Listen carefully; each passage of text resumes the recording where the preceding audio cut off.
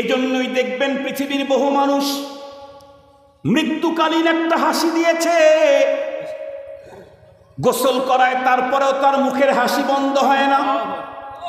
কাফনে পড়ায় কবরস্থানের দিকে তো সমস্ত মানুষ নিয়ে যায়, সন্তানেরা পাগলের মতো জমিনের ভিতরে গড়ায় গড়ায় কান্দে, কিন্তু যার লাশ কবরের ভিতরে দাফন করতে নিয়ে যাচ্ছে, কবরের ভিতরে নামাবার পর মুখের দিকের বেটনটা যখন খুলে দেয় তখনও দেখা যায় আল্লাহর বান্দা বান্দি হাসতেছে।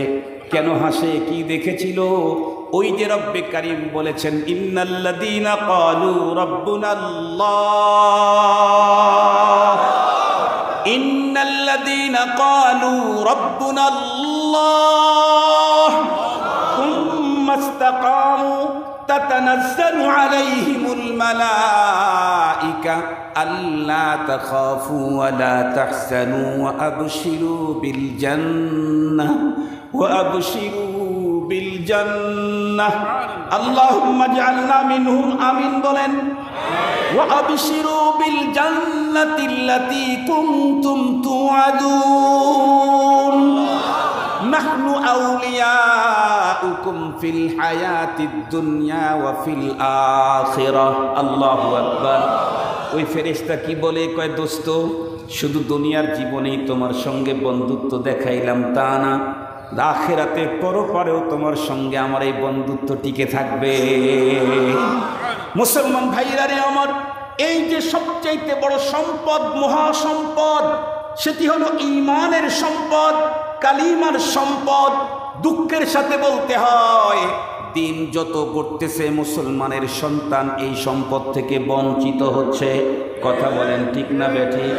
আগে এমন কোনো মুসলমান ছিল না যেই মুসলমান সকালবেলায় মর্নিং মক্তবে গিয়ে পড়তো না। কিন্তু এখন দুনিয়ার সিস্টেম কি আসছে? আগে তো বাচ্চাদেরকে 5 বছর 6 বছর বয়সে প্রাইমারিতে দেওয়া হতো, এখন তো সিস্টেম এসেছে 3.5 বছর বয়সী কেজিতে পাঠায় দাও, প্রি ক্যাডেটে পাঠায় দাও, ইংলিশ মিডিয়ামে পাঠায় দাও। সে ওখানে গেল, প্রথমে প্লে পড়লো, তারপরে নার্সারি, তারপরে কেজি 1, তারপরে কেজি 2, তারপরে কেজি 3, এরপরে প্রাইমারি, এরপরে হাই স্কুল, এরপরে কলেজ, এরপরে ইউনিভার্সিটি, এরপরে উন্নত ডিগ্রি নেওয়ার জন্য অক্সফোর্ড বিশ্ববিদ্যালয় লন্ডনে চলে গেল, আমেরিকায় চলে গেল। আল্লাহর কসম করে বলি, মোল্লাবাড়ির এই ছেলেটা 35 বছর পর্যন্ত দেশে বিদেশে বহু জ্ঞান বিজ্ঞান অর্জন করলো, কিন্তু আমানতু বিল্লাহর মালা এখনো গলায় পড়তে পারে না। ওকে আমানতু বিল্লাহ কেউ শিখাইল না, ওকে লা ইলাহা ইল্লাল্লাহ কেউ শিখাইল না, ওকে আশহাদু আল্লাহ কেউ শিখাইল না। আল্লাহর কসম করে বলি, দুনিয়ার সব বিজ্ঞান শিখাইলা, তুমি তোমার সন্তানদের আমানতু বিল্লাহ শিখাইলা না। এই সন্তান আল্লাহর আদালতে পরপারে তোমার বিরুদ্ধে আপিল করবে, নালিশ করবে, মামলা দায়ের করবে। এ কথা আল্লাহ পাক কোরআন হাকিমের ভিতরে স্পষ্ট বলে দিয়েছেন। وقال الذين كفروا ربنا أرنا الذين أضلانا من الجن والإنس نجعلهما تحت أقدامنا ليكونا من الأسفلين। এজন্য মনে রাখতে হবে, আমি মুসলমান, আমার সন্তানের সবচাইতে বড় পুঁজির নাম হলো ঈমান। জোরে বলেন, সবচাইতে বড় পুঁজির নাম কি? আরো একটু জোরে বলেন, সবচাইতে বড় পুঁজির নাম।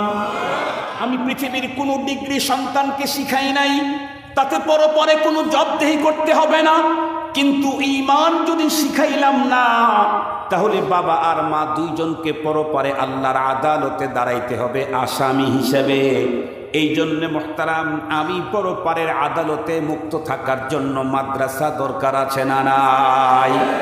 আমানতু বিল্লাহর স্লোগান তো মাদ্রাসাতেই হয়, আমানতু বিল্লাহর স্লোগান তো মসজিদের বারান্দাতেই হয়। মসজিদ আর মাদ্রাসা ছাড়া পৃথিবীর কোনো জায়গায় আমানতু বিল্লাহর স্লোগান হয় না।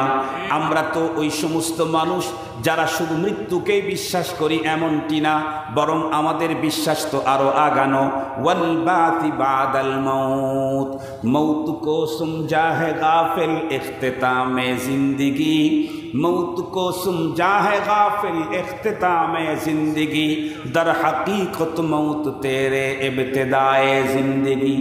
कदम सूय मरकद नजर सूय दुनिया, कदम सूए मरकद नजर सूए दुनिया, किधर जा रहा है किधर देखता है, ये चमन ये चमन ये चमन सहरा भी होगा, ये खबर बुलबुल को दो, ये चमन सहरा भी होगा, ये खबर बुलबुल को दो, ताकि अपनी जिंदगी को सूच कर कुर्बा करे। এই জন্যে মোহতারাম খুব ভালো করে বুঝবেন, আমরা শুধু মৃত্যু পর্যন্ত বিশ্বাস করি না, মৃত্যুকে নাস্তিকও বিশ্বাস করে। আমাদের বিশ্বাস হলো মৃত্যুর পরে আমাদের মূল জীবনের সূচনা, ঠিক না বেঠিক?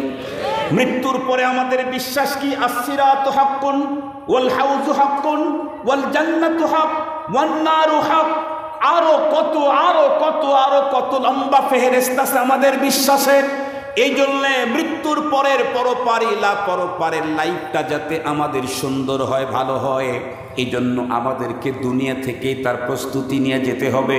অন্যথায় পরপারে ভয়ঙ্কর অবস্থা। আল্লাহ পাক কোরআনে হাকিমের এই আয়াতের ২য় নাম্বার মেসেজটা দিয়ে দিলেন, ওয়া ইন্নাকুম তুওয়াফাউনা উজুরাকুম ইয়াউমাল কিয়ামাহ।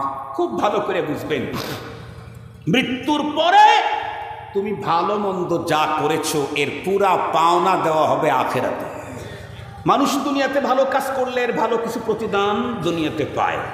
আবার মন্দ কাজ যদি কেউ করে, যত বড় চেয়ারেই থাকুক, মাঝে মাঝে দামি জুতা খায়।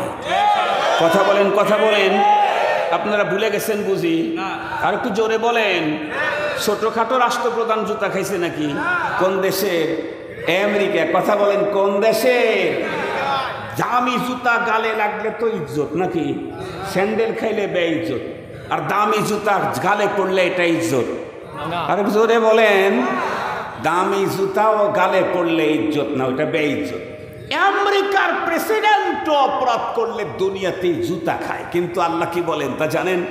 অপরাধ খারাপ কাজ করার কারণে দুনিয়াতে যত শাস্তিই হোক নাড়া করে দিয়েছে, জুতা লাগাইছে গালে, না হয় জুতার মালাই পরায়া দিয়েছে, এরপরেও তোমার এই অপরাধের পুরাপুরি পাওনা কিন্তু এগুলি না। পুরাপুরি পাওনা তো পরপরে দেওয়া হবে। দুনিয়াতে যে জুতা দেওয়া হয়েছে এটা সিম্পল, এটা আমার বক্তব্য না, আল্লাহর। আল্লাহ পাকের কোরআনে আল্লাহ বলেন, ওয়ালা নুযীকান্নাহুম মিনাল আযাবিল আদনা দুনাল আযাবিল আকবারি লাআল্লাহুম ইয়ারজিউন। আল্লাহ বলেন আযাবে আদনা, এটা তো স্যাম্পল শাস্তি দিলাম, দুনিয়াতে জুতা খাওয়াইলাম। অপরাধের কারণে এর ভয়ঙ্কর শাস্তি, পরিপূর্ণ ফাইনাল শাস্তি হবে পরপারে, ময়দানে মাহশরে, আখিরাতে। নেকির কাজ করার কারণে যতই তোমার সম্মান বাড়ুক, এটা তোমার দুনিয়ার সবচাইতে পুরাপুরি পাওনা না, এটা তো স্যাম্পল পাওনা। নেকির দুনিয়াতে দিলাম, তোমার ইজ্জত করে, মানুষ সালাম করে, টাকা দেয়, পয়সা দেয়, হাদিয়া দেয়, মহব্বত করে, ভালোবাসে, বুকে জড়ায় নেয়, এটাই তোমার শেষ পাওনা না। তোমার এই ভালো কাজের পুরাপুরি পাওনা দেব আল্লাহ বলেন আমি আখিরাতে দেব। সুবহানাল্লাহ বলেন। এখন খুব ভালো করে বুঝবেন ভালো কোনটার মন্দ কোনটা, এটা বুঝাইতে গেলে দেরি হবে। ৩য় নাম্বারের মেসেজটা আমি আপনাদের খেদমতে বলি। আল্লাহ পাক বলেন, ফামান যুহজিহা আনিন নারি ওয়া উদখিলাল জান্নাতা ফাকাদ ফাজ। পরপরে ভালো মন্দ কাজের পুরা প্রতিদান দিবেন।